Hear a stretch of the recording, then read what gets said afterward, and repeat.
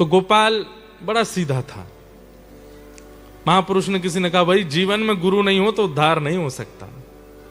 वास्तविकता तो देखो ऐसी है, जीवन में अगर दीक्षा ना हो तो चलेगा, दिशा होनी चाहिए। अगर किसी की दिशा नहीं है आपके जीवन में तो उद्धार संभव नहीं है। इसलिए दिशा तो होनी चाहिए, और फिर जिससे दिशा मिले उसी से दीक्षा मिले, ऐसी भावना हो। तो अब गोपाल आज तक तो केवल उसको इतना इसी काम से फर्क पड़ता था कि मेरी गैयाओं ने चारा खाया कि नहीं खाया, मेरी गैया चर के आई कि नहीं आई, मैं इनका दूध निकाल लूं। और उसकी गाय नहीं थी, वो गांव की गाय लेके जाता था।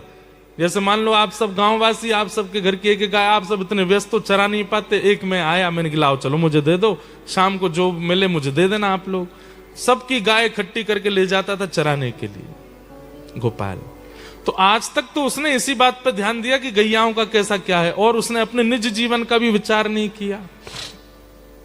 लेकिन आज पहली बार जब किसी से सुन लिया कि जीवन में गुरु होने चाहिए, तो अब गुरु खोजने लगा। गुरु जी कौन, गुरु जी कौन, मेरे गुरु कब मिलेंगे, मुझे गुरु कहां मिलेंगे।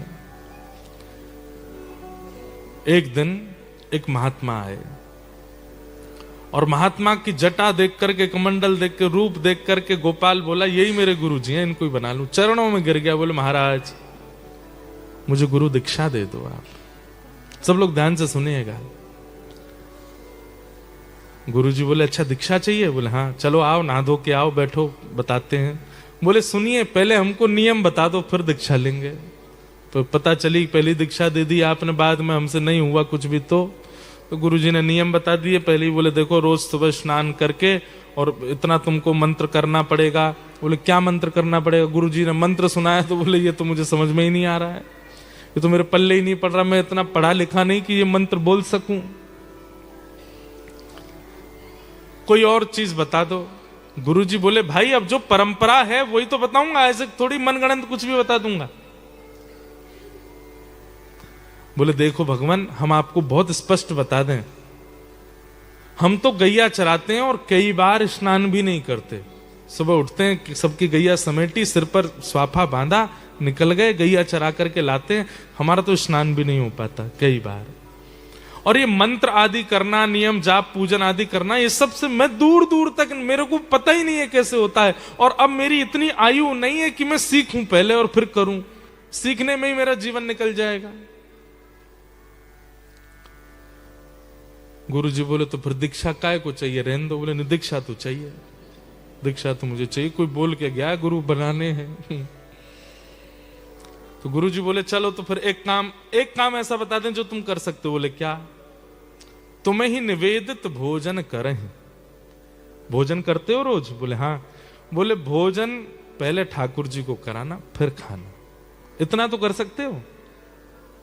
बोले हाँ ये तो कर सकता हूं, कई बार तो मैं अपने बच्चों को पहले खिला देता हूं। बोले बस वैसे ही जैसे बच्चों को पहले खिला देते हैं फिर स्वयं पाते हैं, जैसे माँ करती है, बच्चों को पहले तृप्त करती है फिर स्वयं पाती है, पति को पहले पवाती है, ऐसे ही आज से तुमको करना है, पहले ठाकुर जी को खिलाओ फिर स्वयं खाओ। गोपाल बोला ये आपने बहुत बढ़िया बताया गुरु जी, इससे मेरा उद्धार हो जाएगा? बोले बिल्कुल हो जाएगा। नियम करने वाले, मंत्र करने वाले, जाप करने वाले का जैसा उद्धार वैसा ही तेरा होगा, तू ये कर ले। भाई देखो बच्चे बोले तो समझ आए, बड़े नहीं बोले। एक बार कोई जाके बोल दो, बच्चे उधम मचा में चले, बड़े भी उधम मचा रहे हैं ब्रिस्बेन के। आनंद है सब, दिल तो बच्चा है जी, हो गए बड़े क्या हो गया। इधर देखो, तो गोपाल को बोल गए, बोले कि क्या करना है? ठाकुर जी को निवेदित करके पाना। लेकिन गुरु जी ने यह नहीं बताया था कि ठाकुर जी केवल भाव में आएंगे, ठाकुर जी की सामने प्रतिमा होगी, चित्र होगा, प्रत्यक्ष नहीं आएंगे ठाकुर जी। उसको लगा कि जैसे हमारे बच्चे आके बैठ जाते हैं सामने, पत्नी आके बैठ जाती है, ऐसे ठाकुर जी बैठ जाएंगे। जहां भी गैया चराने जाता था पत्नी भोजन लेके आती, पत्नी से कहता तुम जाओ हम खा लेंगे।